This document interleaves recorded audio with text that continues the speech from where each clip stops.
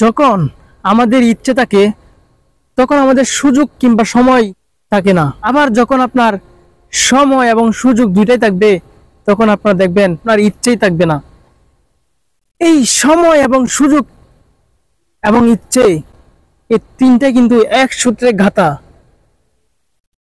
আপনার যখন ভালো লাগবে আর ভালোবাসার সময়টা আপনি কাজে লাগাতে না পারবেন, সময়ের কাজটা সময় না করতে পারবেন।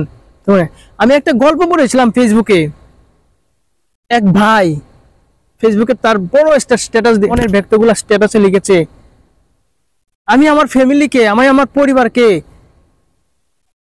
জানান দিয়েছিলাম আমার বিবাহের বয়স হয়েছে, আমি নিজেকে ইসলামিক দিক থেকে বাঁচানোর জন্য, আমি নিজেকে হালাল রাখার জন্য, নিজেকে পাপ মুক্ত রাখার জন্য আমি পরিবারে বিয়ে জানান দিয়েছিলাম। কিন্তু আমার পরিবার বিয়ে করাতে নারাজ হয়, কারণ তখন আমার চাকরি ছিল না। তখন আমি নিজেই বাবা মার উপর যাই, আমি বাবা মার ইনকামে খাওয়া দাওয়া করি, আমি বাবা মার ইনকামে চলাফেরা করি।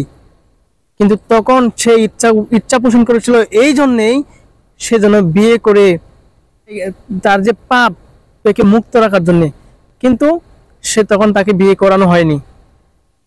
পরবর্তীতে সে সাকসেস হয়েছে, সফল হয়েছে, ভালো জব হয়েছে, তার কেরিয়ার গড়েছে, তখন বাবা মা উঠে পড়ে লেগে যায় তাকে বিয়ে করানোর জন্য। কিন্তু যখন সে সফল হয়েছে তখন কিন্তু তার ইচ্ছা নামক যে ব্যক্তটা তখন আর তার মধ্যে নেই। তখন সে স্ট্যাটাস দিয়েছে যে আজ আমি সফল হয়েছি, আজ আমার চাকরি আছে, বাড়ি গাড়ি আছে, আজ আমি আমার টাকা পয়সায় চলাফেরা করতেছি, কিন্তু আমার ফ্যামিলি উঠে পড়ে লাগছে আমাকে বিয়ে করার জন্য।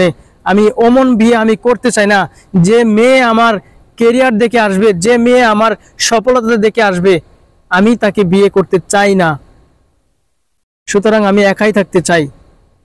জাস্ট এইটুকু জিনিস আপনি ফিল করেন। ওই যে যখন তার ইচ্ছা পোষণ করেছিল, যখন সে তার মনে জায়গা হয়েছিল যে না আমার জীবনে একজন দরকার, আমার জীবনে একজন দরকার, লাইফ সাপোর্টার দরকার, তখন সে কাছে পায় নাই। কিন্তু যখন সে সফল হয়েছে, যখন সে তার চারপাশে মানুষের অভাব নাই, তখন তাকে জোর করে একজন লোক দিতে দিচ্ছে। কিন্তু তখন তার এই মনের মধ্যে একজনকে সাপোর্ট দেওয়ার মতো বা মনের মধ্যে জায়গা করে নেওয়ার মতো তার সময় এবং অ্যাবিলিটি দুটোটাই নাই। এই জন্যে নাই, সে এখন মানসিকভাবে বিক্ষিগ্রস্ত, সে এখন অফিস আদালত নিয়ে ব্যস্ত, তার যে মনের পোষণতা, তার যে মনের জায়গাটা আগের মতো নেই। সুতরাং এই যে আমাদের সময় এবং সুযোগ, ইচ্ছা নামক জায়গাটা এই আমাদের জটিলতার মধ্যে আটকে থাকে। তো আমি ভিডিওটি এখানেই শেষ করছি। জায়গা থেকে ভিডিওটিতে লাইক, কমেন্ট আর শেয়ার করে দিবেন। আমাদের দেখা হচ্ছে পরবর্তী ভিডিওতে।